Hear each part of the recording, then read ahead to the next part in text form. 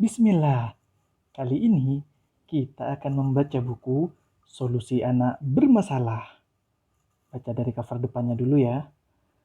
Apakah anak Anda malas sholat, suka berdusta, pendengki, pemarah, penakut, egois, hiperaktif? Semoga tidak. Temukan terapi praktisnya dalam buku ini. Buku ini ditulis oleh Syekh Mahmud Mahdi Al-Istambuli. Penerbitnya Zam-Zam Mata Air Ilmu.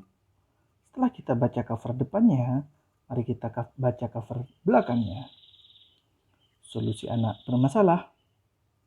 Anak Anda tidak mau sholat, suka berdusta, pemalas, egois, pemarah, hiperaktif, suka ngompol, kurang nafsu makan, atau memiliki perilaku bermasalah lainnya. Kalau begitu, inilah buku yang sedang Anda tunggu. Karakter buruk pada anak seringkali membuat cemas para orang tua dan mengusik benak mereka. Sebab anak-anak yang bermasalah pada kepribadiannya merupakan bahaya menakutkan yang mengancam masa depan keluarga dan umat. Sedangkan solusi mengatasi anak-anak bermasalah merupakan seni pekerjaan tersendiri yang membutuhkan usaha keras. Dalam buku ini dijabarkan berbagai bentuk perilaku buruk anak yang harus diwaspadai oleh setiap orang tua, disertai dengan solusi praktis, menjadikan buku ini layak dibaca oleh setiap orang tua dan para pendidik. Selamat membaca. Bismillahirrahmanirrahim. Anak pemarah. Marah adalah kecenderungan naluri dasar yang tidak mungkin dihilangkan begitu saja. Akan tetapi, sifat ini dapat saja dikontrol dan dikuasai. Yang penulis maksud dengan dikuasai adalah penguasaan diri, penguasaan dari dalam yang dilakukan oleh anak itu sendiri, bukan penguasaan dari luar seperti penguasaan ayah yang melarang anaknya memperlihatkan marah sekuat tenaga. Sesungguhnya, memendam marah model seperti ini bisa menyebabkan keguncangan dan kecamuk yang tersembunyi di dalam diri anak hingga menyebabkan dirinya terkena penyakit syaraf. Karena itu, menerapi sifat marah membutuhkan kehati-hatian dan ketelitian. Sebaik-baik sarana untuk selamat dari marah adalah menguatkan kemauan anak untuk menahan marah hingga ia mampu mengontrol dirinya. Kemauan pada diri manusia ibarat rem bagi mobil. Mengapa anak marah?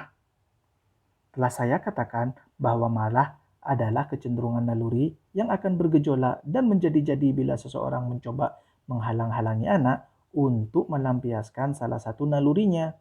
Kita ambil contoh untuk hal ini, seorang anak ingin bermain karena permainan adalah kecenderungan yang fitrah. Bila ia dilarang dari hal itu, akan terlihat tanda-tanda kemarahannya. Karena itu, menjadi kewajiban bagi para orang tua dan guru untuk memperhatikan poin sensitif ini.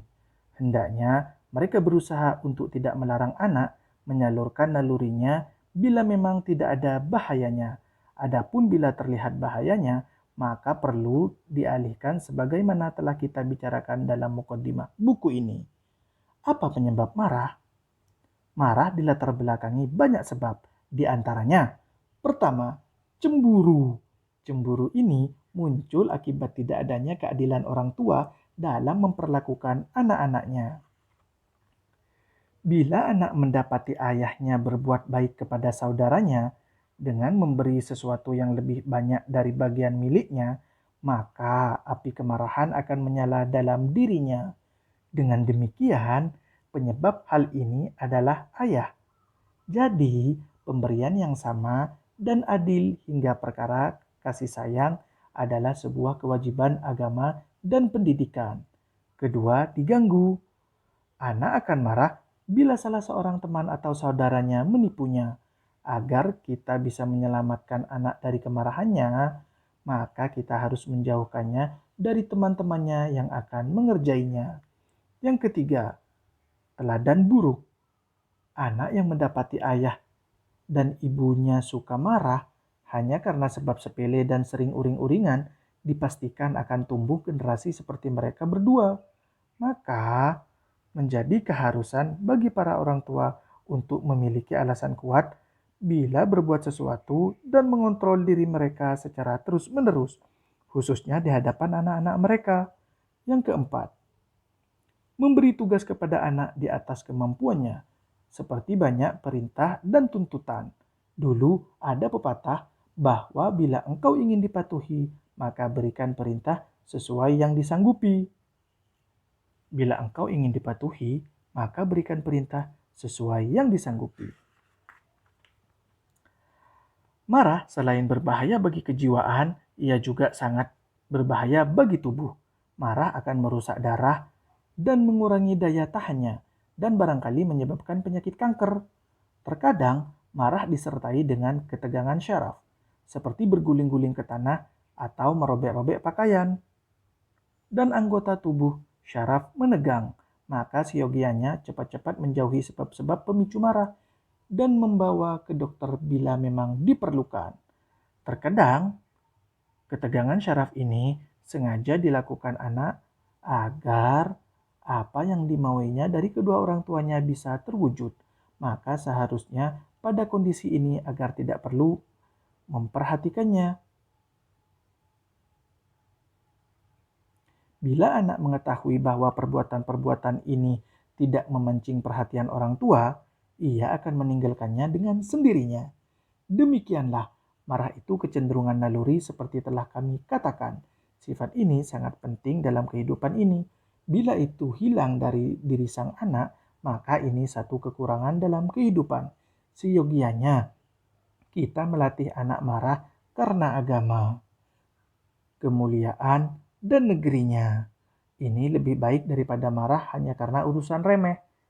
Dalam kondisi marah, ada riwayat dari Nabi Shallallahu Alaihi Wasallam agar duduk dan bersandar atau wudhu dengan air dingin.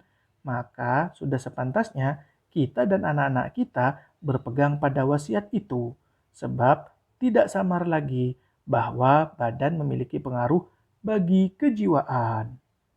Nasihat Nabi Shallallahu Alaihi Wasallam, jika marah, segera duduk dan bersandar atau berwudu dengan air dingin. Semoga kita bisa mengamalkannya dan anak-anak kita tidak menjadi anak yang pemarah. Terima kasih telah meluangkan waktu untuk menonton video ini dan terima kasih pula telah subscribe channel ini.